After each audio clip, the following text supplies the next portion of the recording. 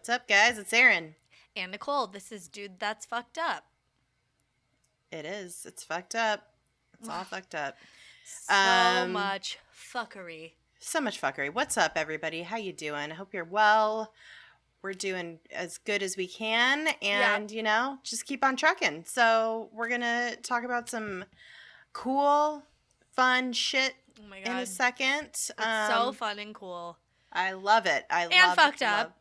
Oh, yeah. Yeah. It's everything. It's everything you want from this podcast, but of course it is, because that's what we're doing here. We're here for you. Yeah. But we'll talk about our topic in just a second. Before we do, we're going to talk about some business. Biz. Let's do the biz. Okay, before the biz even, can I just say something I just learned this very second before we started recording? Oh, yeah. They brought Christina Aguilera back for the Mulan real-life movie to do the song. The Moulin Rouge? They're redoing Moulin Rouge? No, Mulan. Oh. Okay. Oh, the movie. Oh. The, live action. Sorry. I don't think I explained that right. Wait. Oh, yeah. Mulan, Mulan. Fucking... Yeah. You were waiting for me Disney to say movie. Rouge. Oh, yeah. God. Okay. Honestly, I was like, Moulin Rouge, yes. Moulin Rouge. Later, Mama. I'm sorry. Okay. That makes so much more sense. Oh, cute. You have an umbrella in your drink. So cute. Bring in all the vibes for the YouTube channel.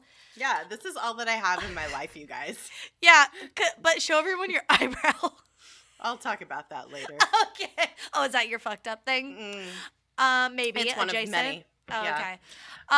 No. So Christina Aguilera, Mulan. Yeah, Christina. Yes. Okay, remember when will my reflection show? That song? Yes. Okay, amazing song. It's not that song, but that's such a good song. Yeah. But she does do the theme song to the new Mulan live-action film that Disney is releasing. Fuck yeah. Yeah, and that kind of excited me. I was like, oh my gosh, they brought Christina back. Did that just, pop up as a,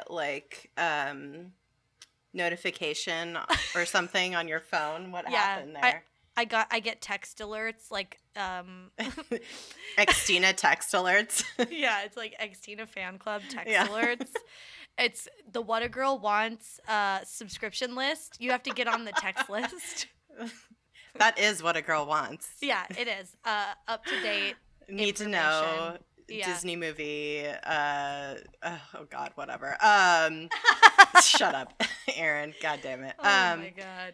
Fuck. Well, I am drinking a margarita, so who cares? So that's exciting, but let's talk about biz. Okay, yeah, let's talk about biz. I love that. Pre-biz biz. It's the pre-biz biz. Also, I just realized my microphone output was really low, so I'm just fixing that. Okay. Sorry. The biz. Postcard party. You guys. Wow. We're doing it. September 6th. It's a Sunday. It's a brunch time. It's fun. It's great. Put it on your calendar. Hit us up for the link if you want to sign up for it. We are going to be doing postcards. We're going to be filling them out, mailing them to voters all around the country. Yep. Whatever area you're in. You send all around the world. Yep. You just do that, and you're sending these postcards to voters who typically vote for Democratic candidates, but just reminding them, please vote for pro-choice candidates, because it's very important. We need to keep choice in this country and control over our own bodies. Yeah, and reminding people that it's important who you pick on a local level. This is obviously a big presidential election, but who you pick on a local level and what their voting history says and whether or not they've come out as being pro-choice or not is very important. So it's just like, hey, make sure you do your due diligence. Yep. Before you go to the booth so that everything is high and tight. Hoi and toit. Let's keep everybody accountable and just keep it Keep it, like you said, high and tight. Do those, like, Oh my God. country Kegels. Unless it's your jean shorts and it's up in your pussy crack, then you want that low and wide, you know? Yeah. You want it, like, relaxed fit, maybe. I don't know. You got to let those flaps be able to flap. Yeah. Yeah, let those flaps fly free. It's a tongue twister. Oh my God.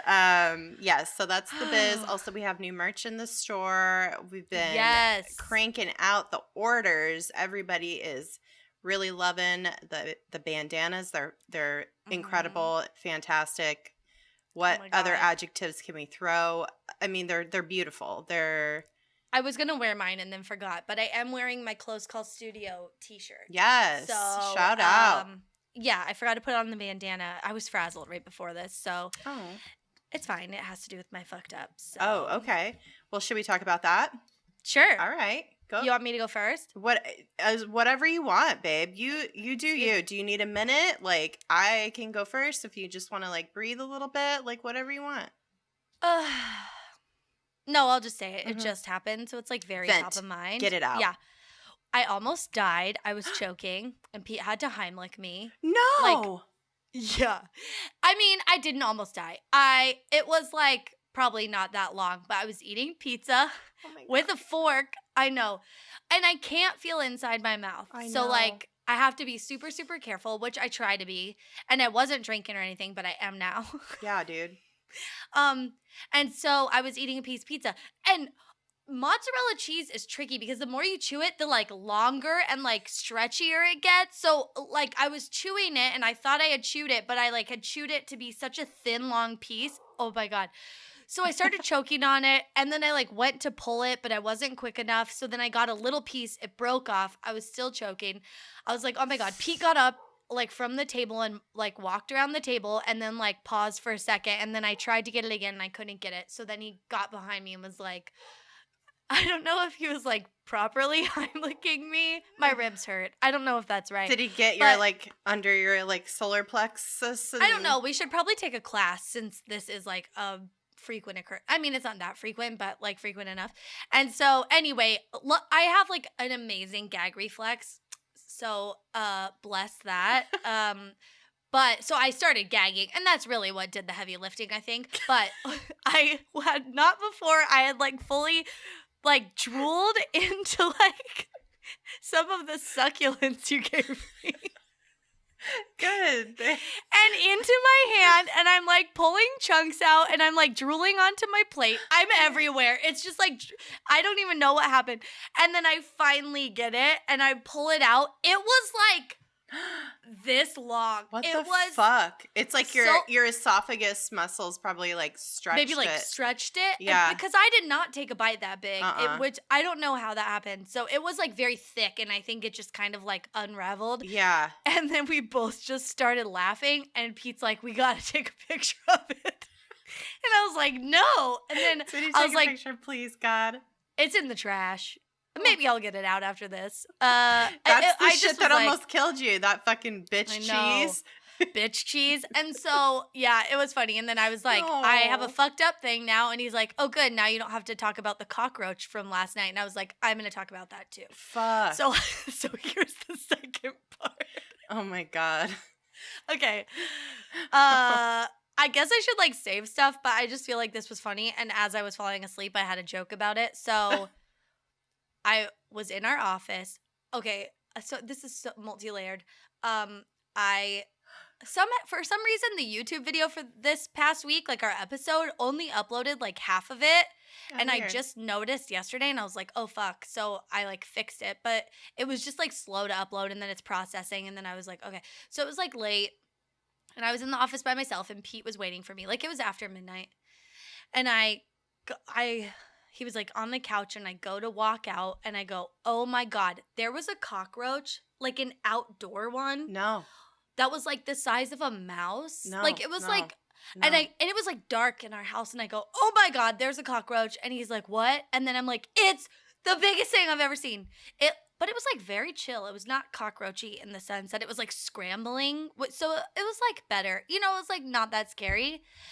And then, of course, we're like yelling at each other, like, someone get a shoe. And then I'm like, I can't, I'm trapped in the kitchen with it. And then I'm like, hurry. And then I'm like, I'll get a glass to like, you know. Yeah, to trap it. And he's like, no, just kill it. And I'm like, well, then get a shoe. And then he's like, girl, looking at all of our shoes to decide which one. I'm like, just pick a fucking shoe. I like screamed at him. Well, you need like a heavy-soled one if it's a big enough cockroach. You can't use. But you gotta move fast. Flip flop, you know. Yeah, true. But you gotta also move fast. So it's like, you know, and shit. I'm in there with it. And so finally he gets a shoe. He comes in, he kills it. And we were just like, I can't believe how big that was. Like, we put it in its own bag and took it to the trash. And I'm sorry we killed it, but like, I just didn't. I don't like it. And so we were like falling asleep, and we were like, wow, that cockroach. And I was like, that cockroach was so big. That was a cock and balls roach. Oh my God. And then I was like, I'm the funniest person alive. You know, it's like when you're falling asleep. But then Pete reminded me of it today, and I was like, that's pretty good. It just really was coming out with its dick fully out. Like, it was did not give a care about your fucking house. And it was like, this is my house, bitch. What are you going to do about it? I'm a cock and balls roach, okay? Mm-mm. I'm bringing the whole package. So anyway, yeah, those are my fucked up things. Dear God. Yours? Are you okay?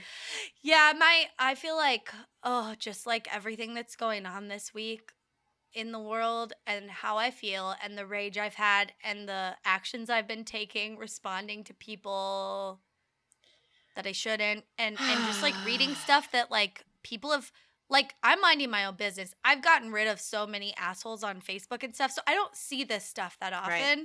But then it's like, a friend posts something, and then that person who I've like got, no, like a friend like that I do follow. And then one of their quote friends, you know, it's like, get rid of these people. They like add nothing to your lives. No, all they do is come in here and they are assholes and they're fully racist. And it's not even just like, oh, you're being racist. It's like, no, you're fully doubling down on things that are 100% racist. And why are we pretending at this point that like it's gonna be all fucking kumbaya and we're gonna be able to change these people's minds? No, like, I just stopped engaging with people who are just like they have brain worms. They're so far gone. Like they just like don't get it. So I'm going to spend my energy and money helping people that actually need help. I don't need to help these people that can't even like think more beyond like their racist fucking bullshit. So no, you can't. And at this point, I'm just leaving like snarky comments that are like really assholey because I just think it's trolling. Funny and it's entertaining. Yeah, and it's like, why not? If I can think of something clever, whatever. Fuck it, man. It's just so it's really sad and discouraging to engage with some of these people. So I know, but what's your fucked up stuff this week? Well, so I said this on our episode for I think this was our commentary episode we did for our Patreon. This was like my fucked up thing I talked about in that episode, but I'm gonna just tell it again because it's just really it's really getting me down.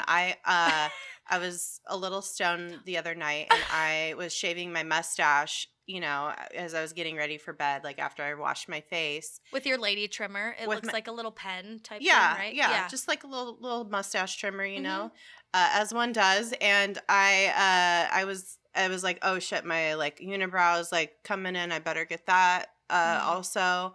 And then I just like kept going a little bit like above my eyebrows, like, and where my baby hairs connect to my eyebrow. And I was a little too overzealous or wasn't zealous enough to pay attention.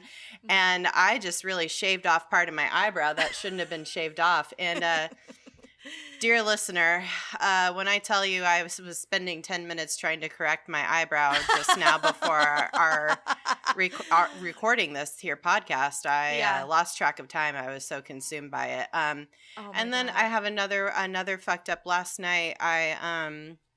So that's fun. My eyebrows are all fucked up. What a week of fuckery. We're just coming in hot with all these fucked up things. Like, there's already so much, like, real world shit happening. Yeah. But then, you know, and then we have to deal with, like, global pandemic where we just can't go outside and, like, be human beings in a real way. Yeah. And then, you know, all this dumb shit just happens. Like, we have poltergeists in our fucking auras eyebrow or something. Trimmer. I don't know what the fuck is happening. So then last our night, fucking mustache trimmers are possessed. Yeah, I was like, oh, some real shit here. Yeah. And then last night, like, Jack has been an angel. Like, thank God. Like, I got that going for me. But last night he was speaking, like, kind of quiet and just chill and playing with his toys, like, before his bath. And he's sitting on the couch next to us when we're watching TV, and he's just, like, playing with his truck like a little buddy. And I look over, and I realize there's, like, something smeared all over the couch. It's shit. It's full fucking shit. He leaked out of his diaper so bad last night. It was everywhere. Everywhere. I had to... I washed the cushions as best I could with one of those, like, you know, I have a Bissell, like fabric cleaner, yeah. No. It was rough. So there's just, like, you know, my eyebrows half gone. I got shit everywhere. It's just, what are we gonna do? You know? Thank God he didn't smear it with his hands, though, because I thought that's where this was going for a second, that he, like, rooted around in his diaper and was like... I mean, I think he was, like, aware of it, and he was, like, starting to feel, like, on his butt, and he, like, definitely got it on his hand. Yeah. Oh. So it was, like, a full, like, like, me screaming, and then, like, him getting, like, startled because... Upset? Yeah. Yeah. He's like, what? Because I was like, there's shit everywhere! And then I just, like, it was, like, embedded in my nostril hairs, and it was just, like... Oh, my God. Yeah, and then you have to bleach your face. Yeah. Your whole mouth. You have to clean out your mouth and nose with bleach. I mean, it actually didn't smell that bad for, like, poop. He's had, like, way worse smelling poops, but this was, that's like, good. Thank God. Yeah. You know? Oh, my God. So anyway, shit's so much literally shit. Everywhere. And this, I think, is an interesting way to segue into our topic. Yes. There are a lot of weird things happening. If you would have told me in 2015, 2016 that we would be talking about half the shit that we're talking about at this very moment in time, I would have just, I probably would have moved out of the country. Yeah, sooner. Yeah. Before this moment in time. Yeah, for sure. For sure. Yeah. So, for example, we are standing the United States Postal Service. I mean, a year ago today, I would have been like, the fucking post office? Gross. Oh my God. Like, nothing ever gets here. It's like almost like being at the DMV. It's so awful to go into the office. I would have not been a fan. And now I'm like, buy as many stamps as you can and then just hoard them. You know? Oh my God. Like, I just, like, bought the other day. Let me see. Well, let me pull out my stamp collection real quick. Stamp. I got some spooky ones. Oh, cute. Oh my God, so cute. I got these. Oh.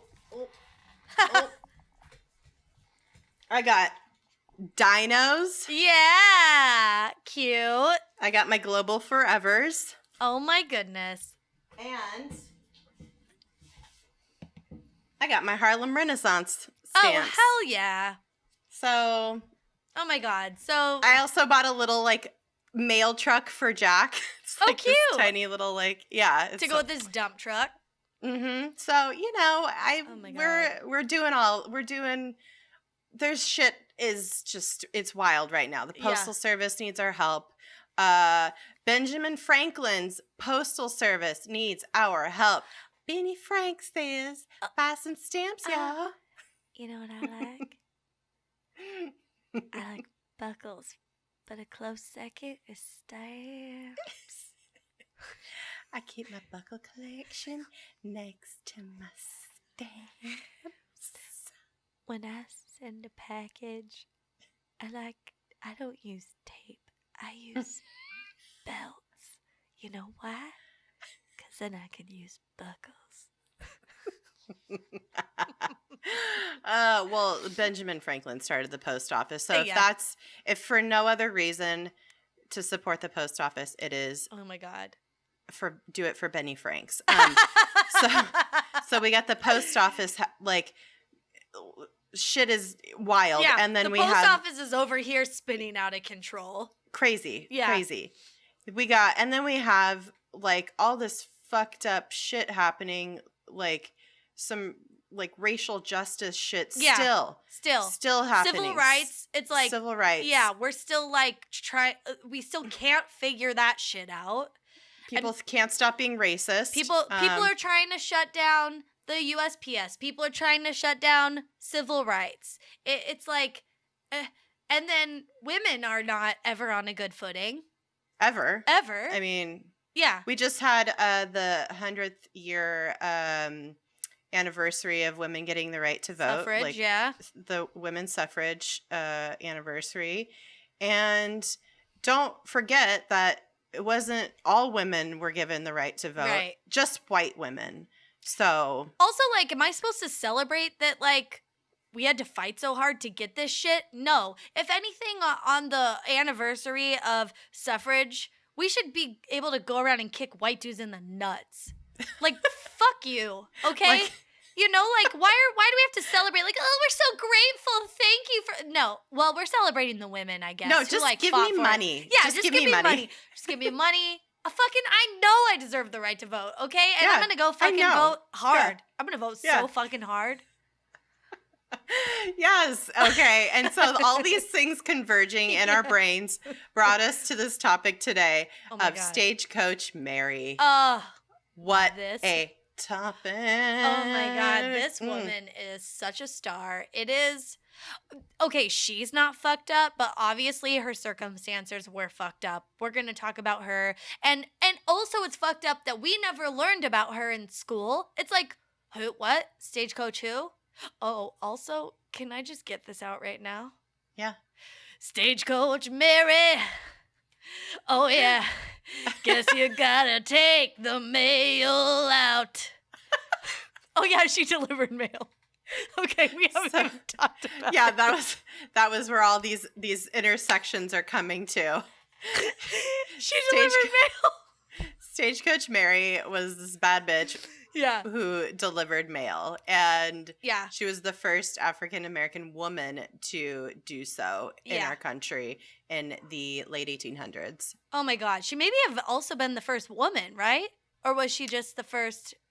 I don't know. There could have been ladies out there, but, like, honestly, but not. I mean, maybe one. You know, maybe one. Yeah. And now, also, before we get into this, I just want to shine a quick spotlight onto Kimberly Jones, who is she's a Black activist. She's an author. She was made famous earlier this year for her Monopoly analogy around the, like, looting and rioting around the initial protests after George Floyd's murder.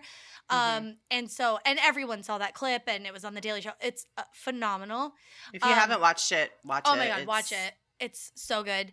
And I started following her after that on Instagram. And every Tuesday she posts Tuesday tasks. So it's just like 3 quick things that you can research, watch, and follow and support. So she'll give you like a topic to research, a video to like Google and watch, and then a handle to follow and support, or like an organization.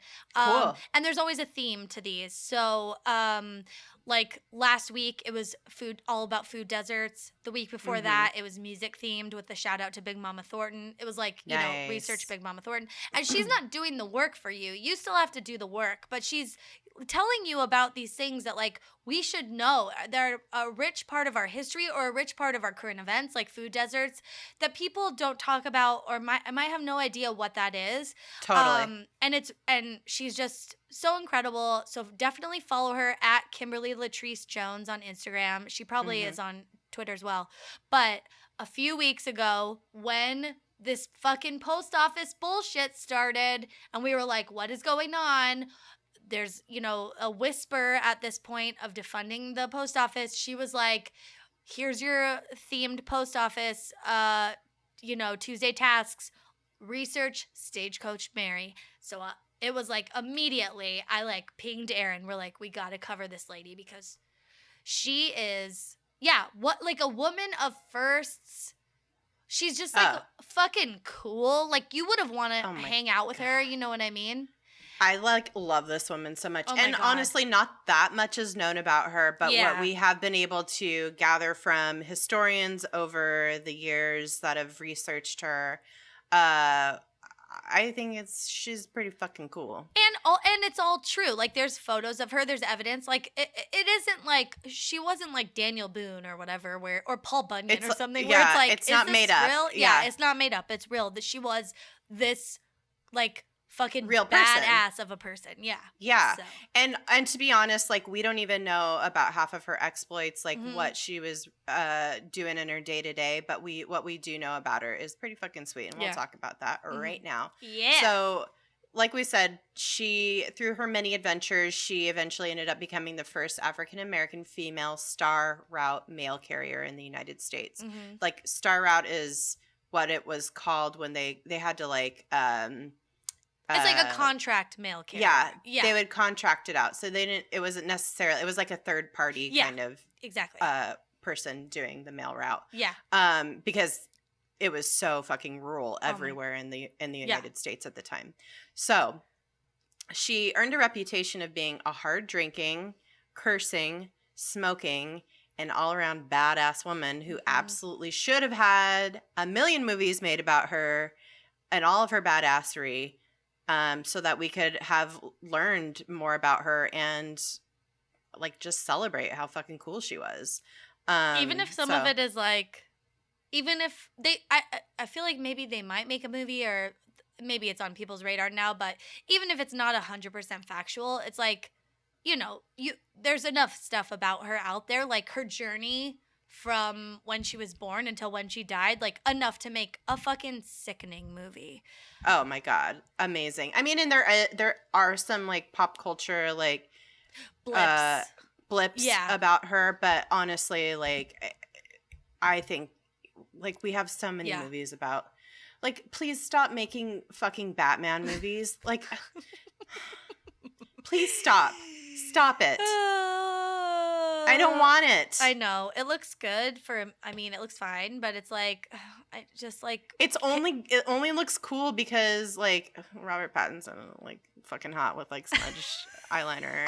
And also they're playing a Nirvana song in the background. And I'm like, oh my God. This is really, really making my pussy pop right now. Giving you pussy quivers or whatever. Yeah.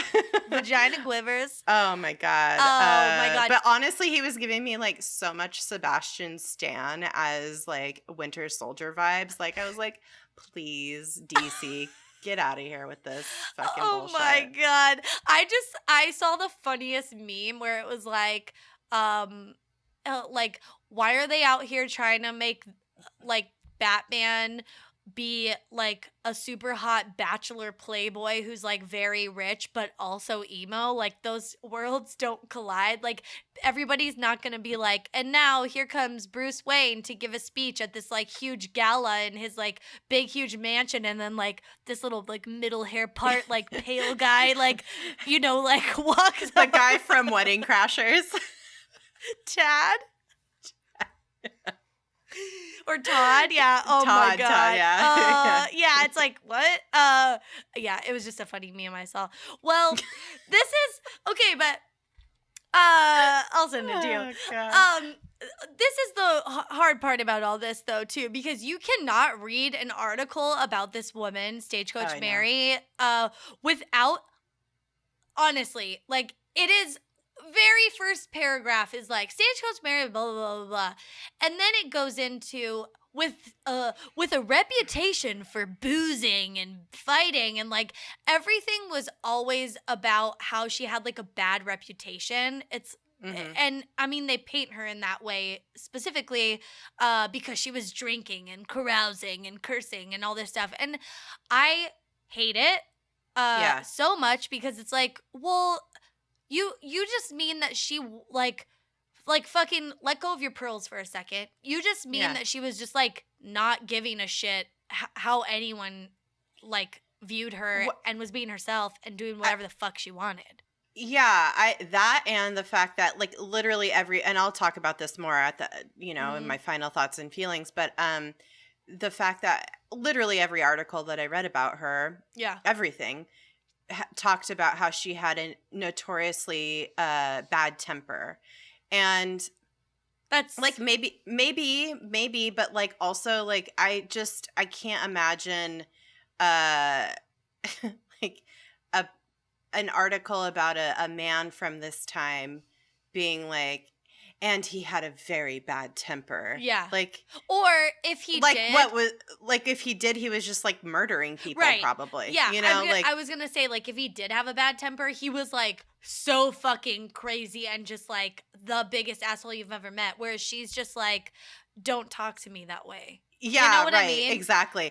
It was like, okay, we'll talk about it. Yeah, but yeah, so we'll talk about it. It's really fucking annoying reading these articles and it just being like, well, okay, you don't even know what year she was actually born in, and you're sitting here, or month, you're sitting here like talking about how for a fact she had a bad attitude. Oh my god, basically. so stupid. So, but you know what? And then like the other like side of the coin is that everybody like also loved and admired her, and then it's like, well, which is it? Like, yeah, because I think if a black woman came into your town in that time, in the late 1800s, didn't take your shit and was doing her own thing, even in the North, people are not going to be happy about it. So that's right. Did you love her, or like, it's so stupid. Yeah. Anyway. Yeah. So just a little quick background. She was born Mary Fields around 1832. Some people think she was born 1832. Some people think 1833. Nobody knows for sure, but 1832 seems to be the year that most historians agree on. Yeah. And also, like, not exactly sure where she was born, but most historians agree it was somewhere in Hickman County, Tennessee. She was born into slavery. And like many enslaved people, her exact date of birth is just not known, because they could care less about slaves or enslaved people. And I guess she was enslaved to a Supreme Court judge. That was sorry, I meant to make a note here. That was another kind of like, it's unknown, but the judge we'll meet later, Judge Edmund Dunn, potentially she was born to him. But it might not have been him, to that family. Right. So we're not. Yeah, there's still like there's some stuff that's a little muddled in terms of like where exactly and what exactly and who exactly. But those are kind of the general top line notes about her early life. And she was born, like we said, enslaved, but she was a imposing figure her almost entire life. From the age of 18, she was already over 6 feet tall, and she was just like a big WOMAN, you know what I mean? A woman. Yeah. Oh yeah, so she was everything. So she was freed at the end of the Civil War in 1865, and she was like, I'm getting the fuck out of here, and went to seek a new life in the North. Yeah. So when she was freed, she was like, all right, bye. I don't care if somebody wants to come with me, cool.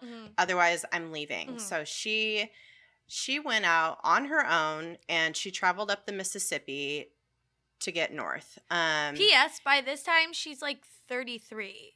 She's in her 30s, so she's not like a very young, and she's lived a hard life. I mean, she was a slave, so it's, she's lived a hard life, and she's just like, you know what? I'm getting the fuck out of here.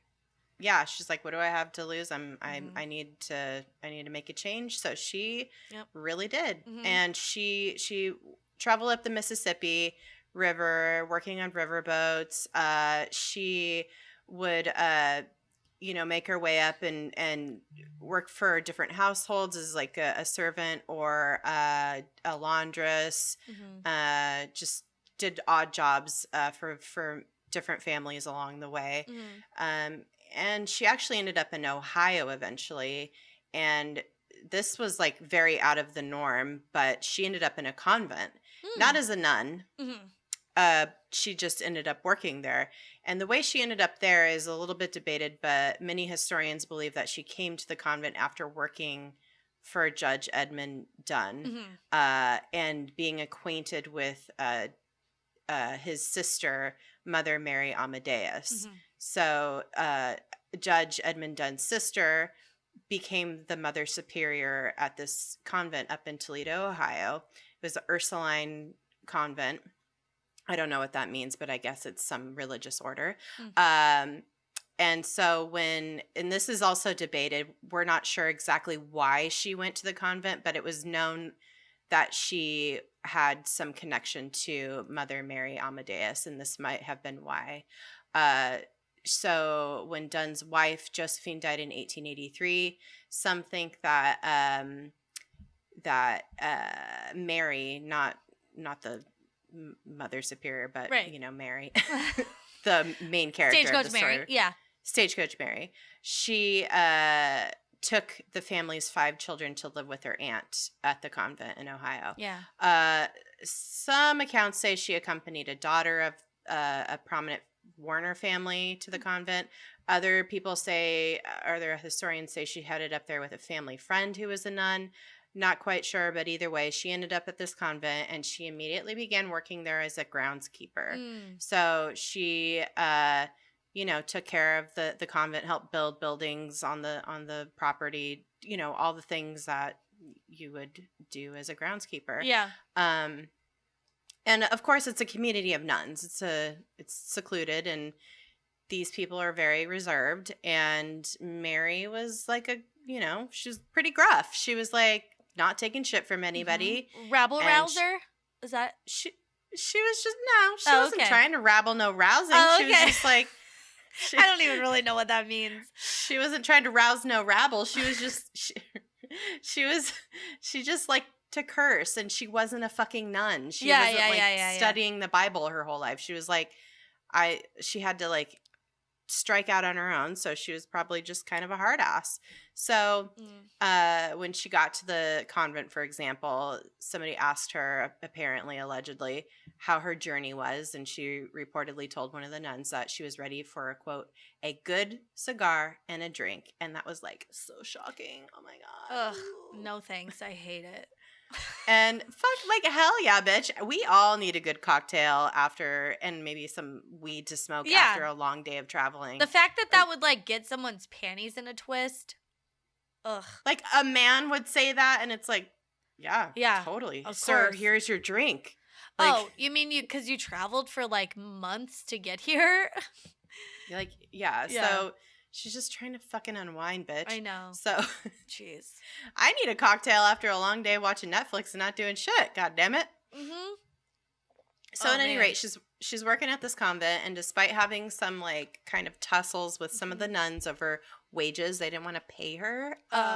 Bitch, no. I didn't not escape, but I didn't leave slavery to not get paid.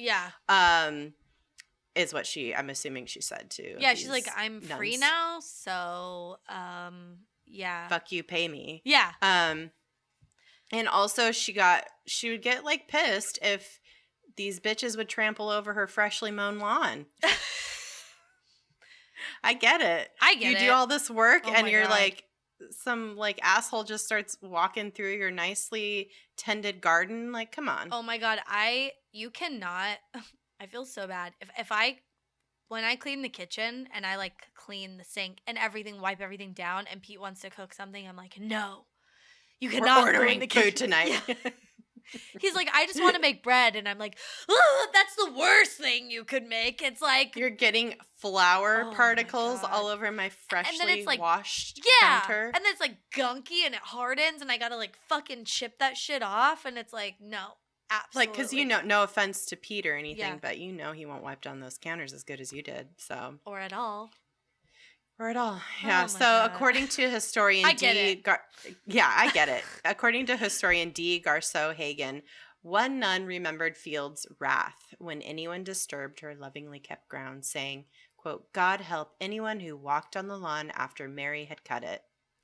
Again, I think, obviously. You get those grass clipping, you track them all over the goddamn place. Come on, bitch. But also it's like, white women are the worst, and just because they were women doesn't mean that they had any sort of viewed her any sort of way, and so it's like anything she ever said, I feel like could just be turned into something ridiculous. Yeah. For sure. It's like, hey, can you just go that way into the other door? I just cut the grass. And it's like, oh my God. Yeah. Like, what Totally. do you mean? And it's like, all How right. dare you speak to me in such a way? God damn it. All right, whatever Maggie Smith's character's name was in Sister Act, calm down. So despite like her, her chippiness with the other nuns, she got very close with the Mother Superior, Mother Amadeus. She said, fuck you, pay me. Stop walking on my damn fresh cut grass, you stupid idiots. And all these nuns were so upset, but Mother Amadeus was like, hell yes, Mary, get your money. Fuck these bitches. And just laughed at how mad all the other nuns got like, because she like couldn't handle her just being like, please stop doing that. Oh my God. So they sit there and they laugh together. Is Amadeus a real name? Isn't that what? No, I think it's like a made up name. It's like you get to like give yourself a stage name when you become Mother Superior. She was like, I want Amadeus. It's like she's like couldn't be a head witch. Yeah. But so she wanted to have like a little more flair than usual. But that's where, and also that's where the song Amadeus. Can I tell you a story? Yes. When I worked at the golf course with Bomber and Garrett that one summer, and we had to go get people's golf bags. There was a guy named Dr. Zayas, and you told me about this. I did. Yeah.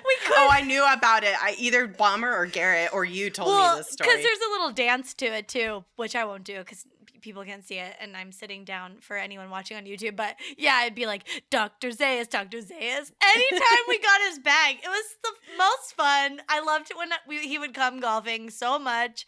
Oh, God. So anyway, good. So that's made me think of this the whole time. Oh, that's amazing. Yeah. So in 1884, Mother Amadeus, she got an assignment elsewhere and from God, from the bishop, I guess. Who he's like, hey, we need to colonize more of this country. Can you please go to the Montana territory? Oh yeah. And help establish a school for Native American girls at the St. Peter's Mission, which is west of Cascade. And by help establish a school, we mean force them to be as white as they can. Thank you. Yeah. Good day. We're making them give up their own religion that they've had for since centuries. The beginning of time. Yeah.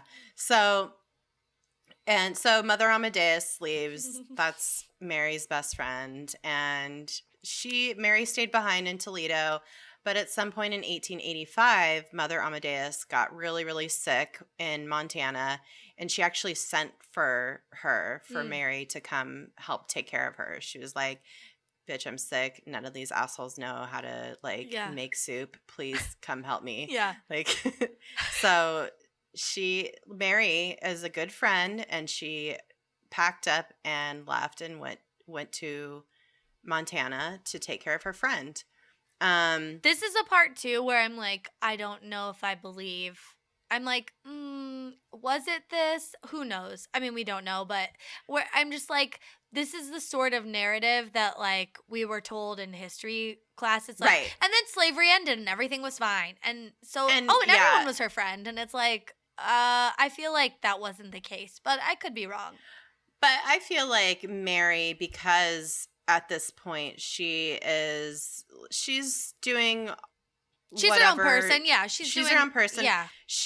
I think she's a very capable person, and she could have chosen to be like, no, bitch, thank you. No. True. Yeah, and it's like a nun. Like, why is she hanging out with a nun? So they must have like been friends. I think they truly were friends, and it's well documented that they were known to be good friends. Not just like some weird ulterior motive on anybody's part, good. Really. Yeah. So, and Mother Amadeus recovered, and Mary stayed in Montana at St. Peter's. Wait, Mother Amadeus? Would you call her Mamadeus? Mamadeus? Let's call her Mamadeus. Mamadeus, Mamadeus. Yes. Oh my God. Mamadeus recovered, and which is like obviously like because Mary was taking care of her. Oh right. Yeah. Oh no. Yeah. Okay. And so Mary stayed on at St. Peter's, and she was basically doing the job that she'd been doing at the other convent, but I think her responsibilities were much more because this was much more remote. Yeah. There was not like Toledo was like built up in those days, like in Ohio. Yeah. It wasn't like a big city, but it was, you know, there was stuff, there were people. It was big enough that people were like, "Holy Toledo," like "Holy Toledo," yeah. Well, but they had general stores, and they were able to get supplies pretty easily. Yeah. But here this is in Montana. Montana still is pretty fucking remote. Yeah. And so this is not even a state yet; it's a territory. So she had to do a lot of work to get supplies there, on top of like doing all the laundry, growing the vegetables, tending the chickens, repairing buildings. And then she became the forewoman of like all the things that happened on the property. And like I said, she was also in charge of getting all the deliveries and the supplies that were needed for the mission there. And she didn't really have a contract. Like she wasn't specifically officially employed by the convent. Like she didn't have a written contract, but she's freelance. She's like freelance, but they still paid her obviously. But that meant she was free to come and go as she pleased. She was a contract worker basically. Cool. And she also was able to take outside work. So in addition to her duties there, she did all kinds of other stuff. Good for her. Good for her. She's her own boss. Yeah, she's just hustling. Yeah. She also transported visitors to and from the train station, and she had, and again, this is very remote, very scary, wild animals everywhere. Yeah. The roads, there's no roads really. No. And at one point, this is a story that was documented. The wagon she rode flipped, and this was because a pack of wolves spooked her horses. Oh. And she guarded the supplies all night long, and she single-handedly fended off an entire pack of wolves. Whoa. That's fucking badass. Oh, yeah. So that's just a little taste. Stagecoach Mary. Guess you better not let your Mustang get spooked by wolves. I don't know. So, as you can imagine, at this point in her life, she'd already developed a pretty independent mindset. She's very sure sense of what she wanted to do with her spare time. And that was visiting saloons. Yeah. Getting into fistfights. Wearing men's clothing. Mm-hmm. And smoking cigars. That's what she wanted to do. And so she fucking did that. Yeah, she did. Oh she also trained with a revolver and a rifle, so she got really, really good at shooting. That was very important in those days. You needed to be able to defend yourself against outlaws, wild animals, men in general. Yeah. Just Yeah. So she's a fucking badass. She became a very well-known crack shot. And so she's just out here fucking slanging. Oh my God. Living her life, drinking. Good for her. Yeah. Yeah, so at some point though, the news of her I guess not so ladylike behavior reached the bishop who is in charge of this this convent, this mission. Oh, right. He's still like, we have a reputation to protect still. And they're like, but she doesn't even like fully work here. Yeah. It's like, can she just come and like do her thing and we pay her? And he's like, no. It's like, I guess. Ugh, I don't love it. Yeah. So, but he's really, keeping tabs on Mary and doesn't love her drinking, smoking, shooting guns, wearing men's clothing. Doesn't approve of that. He was probably also racist. Oh, for sure. That goes without saying. Are you kidding? So he's just waiting for her to slip up at any point in time. Yeah. And as it was reported, Mary, she wouldn't shy away from getting in a fight. And I guess the male janitor at the convent got in her face, and they fought, and they both drew guns on each other. Remember, this is the Wild West. Yeah. Everybody just always has a gun. People are dueling to settle arguments. Yeah. Yeah. So she got kicked out of the convent at this point. Did they kick the janitor out? No, of course not. Not that I know of. No, they didn't. No. So this was like the final straw for the bishop, and he's like, "You're out of here." But she was like, I got a whole crew here. I'm friends with Mama Deus. Like, I'm not going to go too far. I'm going to move, but I'm out of here, but I'm going to go to this nearby town. The neighboring town of Cascade, Montana, is where she ended up moving to, and she did a bunch of odd jobs there to support herself. And she's basically on her own again. I guess she tried to open up a couple eateries for the people in Cascade, but they didn't really work out because apparently she would give away food to people. Like if somebody couldn't afford to eat, she's like, have the food. Just have it. Don't pay. Good for her. So she was very generous, very kind. Caretaker. She's a caretaker. She's a caring person. Yeah. She's very, very loyal, very caring. And so she's looking for work after her eateries don't necessarily work out.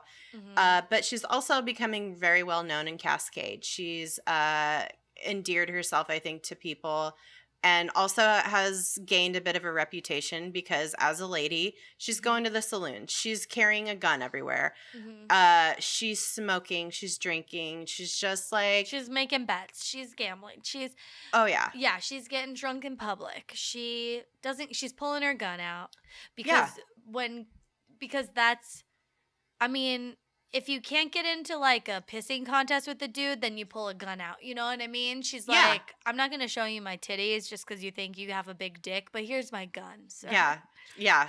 In lieu of a dick, here's my gun. Stagecoach Mary, Stagecoach Mary. But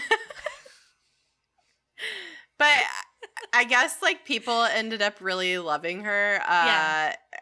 Maybe. I don't know. Like, that's what it seems like. Either way, she becomes really well known in the town. She becomes like a local fixture. Yeah. And nobody really fucks with her because she will literally beat the shit out of you. And she's definitely like earned respect due to the fact that she is obviously a capable person and she seemed pretty fucking cool. So that's the thing too. It's like if you're able to beat everyone up, they're going to be nice to you. Yeah. Which reminds me, there's a show, Hell on Wheels, and she was a prominent figure in, like, the 5th season, maybe. Or the 7th season. And I watched a clip about it. And it was like in an article just like about her character and like why they brought her in. And the clip is so fun because it apparently like as a real person, she had a standing bet that she could knock a man out with one punch. Hell yeah. And the story is that she never lost a bet. So there's a clip in this show where she like goes into a bar and she orders a whiskey and the guy's like, I'm not serving you. You're a black person, but obviously it's, worse language. Yeah. And you're a woman. And she's like, oh, how about I make you a bet and like we see if you give me some whiskey and like I'll bet I'll bet you that I can Yeah. knock you out one punch, and he's so cocky. And of course she does. So that's really fun. But also by order of the mayor, you know, women weren't allowed really in bars. They weren't allowed in the saloons. You're a lady. You do not come and carouse with the gentlemen. But the mayor loved her so much in Montana that she was the only woman that was allowed to be in the bar, smoke cigars in public. She could, you know, be chatting it up with all the dudes, and no one had a problem. So it is cool. And it's like, that's, I guess, in the beginning, we talked a little bit about, like, is this real? How much of this is, you know, kind of a tall tale or whatever? But I do think there is some truth to this piece of it where, like, she was just so beyond and just was so capable of defending herself and was so tough that at some point they're like, okay, you know? Yeah. Like, they're like, yeah. all right. It's Mary. It's you know? Mary. Yeah, yeah. So, I mean, it's pretty cool. Yep.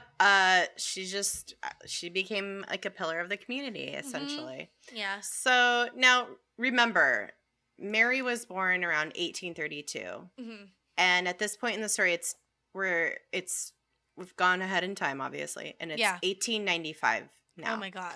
So at this point, she's around 60 years old. Wow. And she has lived a very full life up until this point. But right in this moment, in 1895, she's about to embark on a career that will solidify her iconic status. Oh my God. This is when Mary starts working for the USPS. Oh my God. It's giving you that Bermuda shorts realness. It is. P.O. Box Extravaganza. It is. Stamp, stamp, stamp. I was just going to do stamp, stamp. Oh my goodness. Yeah. So she, in 1885, she acquired a contract to deliver mail for the United States Postal Service. And it's not like, it was like we had mentioned at the top, it was a contract job. Right. It was in those days, because it was so rural, because everything was so hard to get to, they had to hire out these contract workers. So it wasn't like a cushy government job, you know, where there's like benefits and stuff. It's like, we have these packages to deliver. Who can get them there? And it's like, okay, we'll find a local to do it. And literally it was like all these things were a matter of survival for some of these communities. These are medications, food, clothing, you know, all these essential things that people needed in these rural places. And so back in those days, the post office didn't hire or employ mail carriers for the Star Routes, but they awarded the Star Route contracts to people who proposed the lowest qualified bids. And who, in accordance with the department's application process, posted bonds and sureties to substantiate their ability to finance the route. So if they like lost any of this shit, like they could, before there was any insurance, they had to like put up the assurance that they could, you know, cover the value of whatever was if they lost anything. So she was employed by the Star Route Freight Company. And her route was making sure supplies and mail made it to, mail. I mean, obviously we're talking about supplies, but it's also like letters. So her route was from St. Mary's Mission to Cascade, Montana.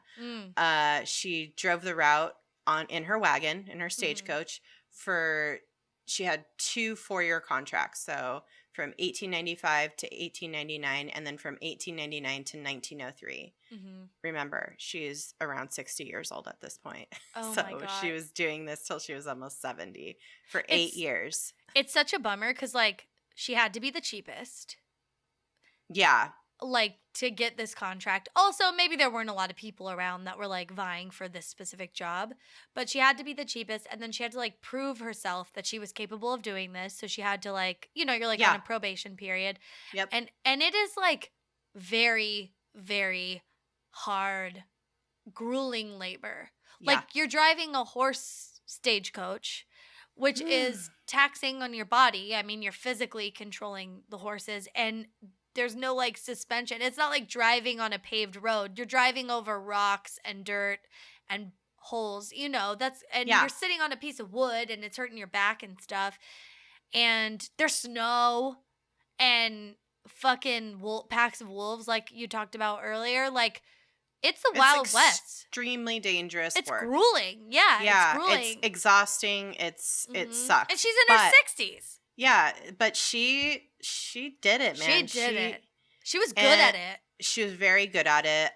She had so much practice from the job that she had with the convent, where she would bring supplies to and from from the train station, transporting people. She knew the roads. She knew all the things that were hazardous. She knew how to read the weather. Like, she was an expert at this. And so she was great at it. She knew how to use a gun for, like, if wildlife or, like, white supremacists or, like, anyone or bandits wanted to fuck with her and, like, try and take her contract. Because she did carry a bunch of guns, and we already talked about her being a great fighter. But also a very fun thing, which I didn't find much information about this specifically, but the picture of her that's in a lot of articles, if you read about her, it's her holding a gun, and she's not in men's clothing. She's in a skirt. But it's very, like, it's almost men's clothing, but it's shaped different. But it's, like, very, like, brown and, like, simple. Yeah. And not, like, flourishy. It's practical. It's practical. And so she's holding a shotgun or a rifle or something, and then she also has a dog. And the dog is so cute, and it made me think, oh my goodness, I love that she had a pet, and he was, like, her guard dog / emotional support animal for, like, all the shit she had to deal with on the road, but, like, she always had a companion, hopefully. I don't know really anything about the dog, but I was like, that's so cool. Yeah, it's just it kind of it shows you that, okay, not only is she, like, a badass, she's also, like, has a companion, she's, like, anybody who has an animal, little bit of softy has like a softer, I don't know, also element. It modernizes it a little bit, because, like, you look at the dog, she looks old school as fuck, but if you didn't look at her and you just looked at the dog, that dog could be a dog right now. And so it's weird. It's like, whoa. It just kind of, like, it humanized it. Like, it puts. I mean, obviously she's very humanized in all the descriptions. But, like, it feels old timey. This like, modernizes her. It humanizes her in a modern way. I don't know. Yeah, it gives her some, like, I don't know, like, real world context, I guess. Something that we can relate to. Yeah. It's a cool picture. It is, yeah. And so she did this route for 8 years. She had her 2 4-year contracts, and she eventually retired in her 70s, and she lived out the rest of her life, I believe, in Cascade. She, like, was a laundress still, and I think she even babysat. Like, she was, like, a caretaker of children and stuff. And she was really well loved in the community. I think, like, they like celebrated her up until, after she died. Like, they still there's, like, I don't know if there's, like, a monument to her or what, or, like, a day for her, but they like, loved her. So and she's, like, known in them parts. So so she's kind of like a legend, but one that we've really never heard of, and that makes me very sad, and that's fucked up. I think. But like we were saying in the beginning, I just kept reading all these articles about her having a temper, and these are my final thoughts and feelings, because like, that's all that we really know about her. I feel like we don't have to say, but eventually she did die. She did die. In the early 1900s. She's still alive. Yeah, and she's still alive. Yeah, no, she's not 200 years old. No, that'd be cool if she was, though. Yeah. But she. What we do know about her is, like, very sparse. But it's pretty fucking epic. But like we were saying, all of the articles that you'll find about her they do mention this idea of her having this this main kind of vibe of just having a bad temper. Yeah. But after all of this, after learning about her, it just really sounds like she just simply did not let people fuck with her. Yeah. And the fact that she was Black and a woman, people just couldn't deal with it. So they called her difficult and kept saying she had a notorious temper. And I think that's still such a sexist. Well, it's just still such a terrible like descriptor of Black women specifically. Oh yes, the angry Black woman. The angry Black stereotype. woman, that ridiculous trope that, you know, people just, anytime a woman of color stands up for themselves, and specifically Black women, they just are automatically labeled as angry or difficult or pushy or whatever. And just in these days especially, and especially being a formerly enslaved person, her being assertive in any way really caused white people, very insecure, fragile white people back then, to just automatically get defensive and label her as angry. And that still happens to this day. And it's just bullshit that Mary was out here just living her life, being the best at everything she did. And even if she was an asshole, who cares? So what? Yeah. She got results. And every man in the Wild West at this time had a, quote, reputation that is still known about today. Like, literally, like they were celebrated for this characteristic. So there's a million movies made about like Billy the Kid, Jesse James, Butch Cassidy and the Sundance Kid. Those people were real people, and they were literally walking around murdering people. Yeah, talk about a temper. Yeah, talk about a temper. They murdered people, and they robbed banks, and you know, whatever. Those were the people that were out here trying to rob Mary, that she was defending herself against. So, but we have heard of literally all of these men. Yeah, and we hadn't heard of her. And we haven't heard of her. So, I don't know. It's just like, Westerns are my favorite genre. Oh, so good. Of movie.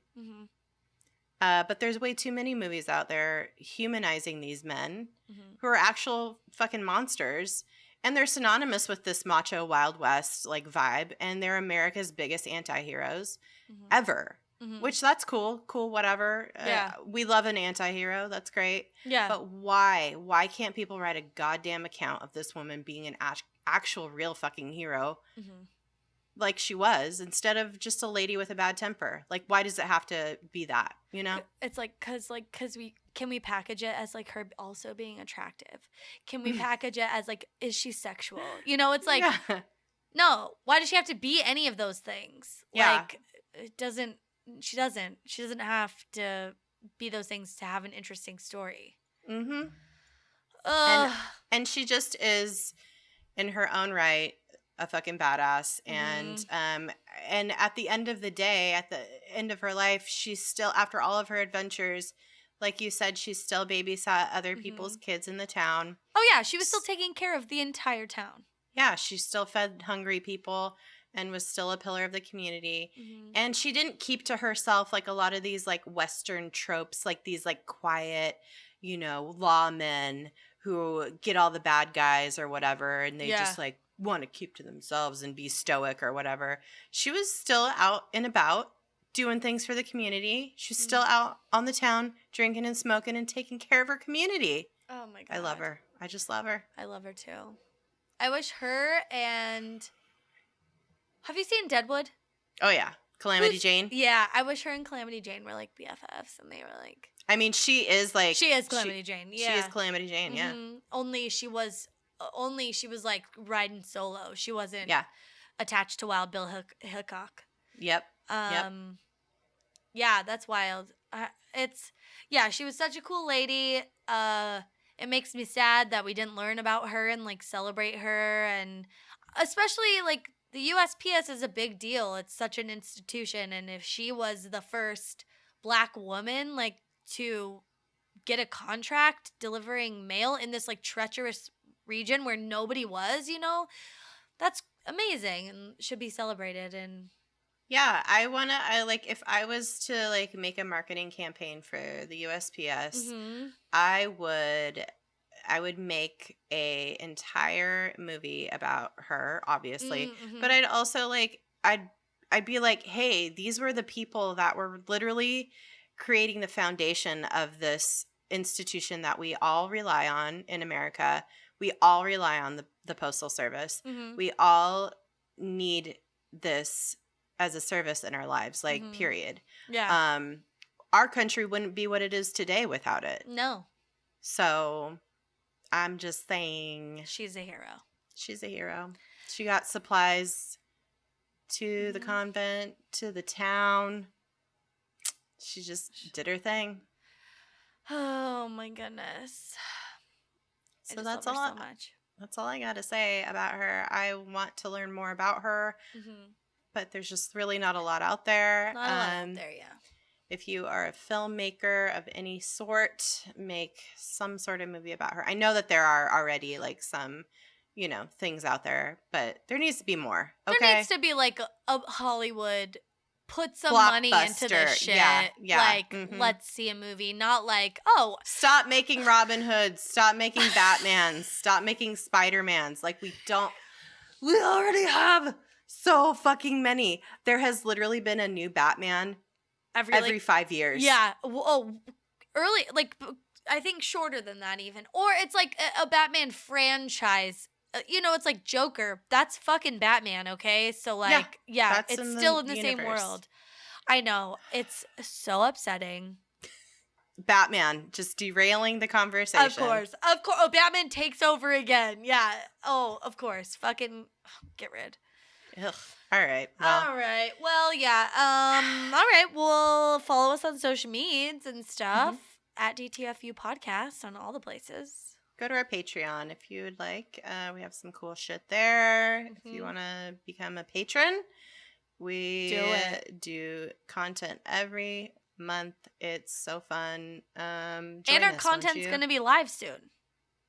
We're going to be doing, because we figured out how to stream to YouTube. So we're going to be doing what we normally record as our Patreon content is also going to be live. So you can join live and hang out while we're doing it. Dude, can you see this bruise on my lip? What happened? A jack headbutt. Boom! Right in my fucking mouth. Kadoosh! Yeah, if you guys, you can't see it if you're just listening. So watch our YouTube channel. Yeah, watch our YouTube. Visit our website if you want any of this information, dtfupodcast.com. That's the place to go. And that's pretty much it, I think. I think so. We did it. Thank you guys so much for listening. And hey, be excellent to yourselves and each other. Bye. Bye-bye.